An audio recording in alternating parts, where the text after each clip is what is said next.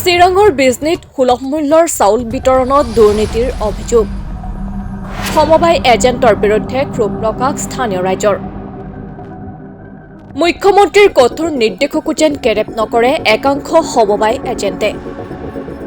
চৰকাৰী দৰিদ্ৰ সীমাৰেখাৰ তলৰ লোকসকলৰ বাবে প্ৰদান কৰা সুলভ মূল্যৰ চাউল বিতৰণৰ ক্ষেত্ৰত দুৰ্নীতি সংঘটিত কৰাৰ প্ৰমাণ পালেই সমবায় এজেণ্টৰ বিৰুদ্ধে মুখ্যমন্ত্ৰীয়ে কঠোৰ পদক্ষেপ গ্ৰহণৰ হুংকাৰ প্ৰদান কৰাৰ পাছতো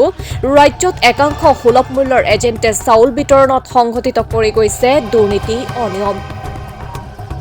চিৰাং জিলাৰ বিজনীৰ দক্ষিণ বিজনী সমবায় সমিতিৰ অন্তৰ্গত শিয়ালমাৰীত ৰাজহুৱা বিতৰণ ব্যৱস্থাৰ চাউল বিতৰণত এজেণ্টে দুৰ্নীতি সংঘটিত কৰাৰ অভিযোগ উত্থাপিত হৈছে অভিযোগ অনুসৰি সমবায়ৰ এজেণ্ট ধনঞ্জয় ৰায়ে প্ৰতিজন গ্ৰাহকক দিয়ে 4 কিলোগ্ৰামকৈ চাউল এনেদৰে প্ৰতিজন গ্ৰাহকৰ পৰা 1 কিলোগ্ৰামকৈ চাউল কৰ্তন কৰাত ক্ষোভিত হৈ পৰিছে শিয়ালমাৰীৰ ৰাইজ এনে পৰিপ্ৰেক্ষিতত আজি বিষয়টো সন্দৰ্ভত তদন্ত কৰি বিহিত ব্যৱস্থা গ্ৰহণ কৰাৰ দাবীত বিজনী মহকুমাধিপতিৰ কাৰ্যালয়ত অভিযোগ দাখিল কৰে শিয়ালমাৰীৰ ৰাইজে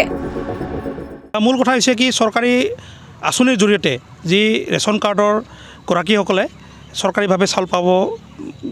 পাৰে সেই ব্যৱস্থাত আমাৰ শিয়ালমাৰী গাঁৱত যি ডিলাৰজনে কৰিছে কি যে আমি প্ৰতিজন ৰেচন কাৰ্ডৰ গৰাকীয়ে 5 কেজিকৈ চাউল পাব লাগে কিন্তু তেওঁক 4 কেজিকৈ চাউল দি আছে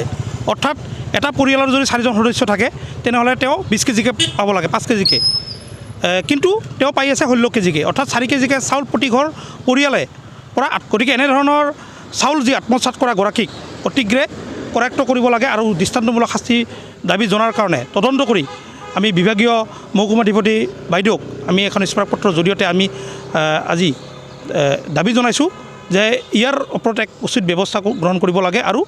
দোষী ব্যক্তিক কৰায়ত্ব কৰি ডিলাৰজনৰ নাম ধনঞ্জয় ৰায় আমাৰ গাঁৱত এই ডিলাৰে 4 কেজি কৰি চাউল দি আছে আজি লকডাউনৰ পিছৰ পৰাই দি আছে এইটো প্ৰত্যেকখন গাঁৱতে 5 কেজি কৰি দিয়ে আৰু এইখিনি 2024ৰ যিখিনি ৰেচন কাৰ্ড হ'ল নতুন কৰি সেইখিনিক দি আছে 5 কেজি কৰি বৰ্তমান 33 কেজি পাওঁ এনে 35 কেজি পাব লাগে 2 কেজি কম 2 কেজি কম কৰি দি আছে চিৰাঙৰ পৰা ছফিয়ৰ মণ্ডলৰ ৰিপৰ্ট মাই নিউজ এনি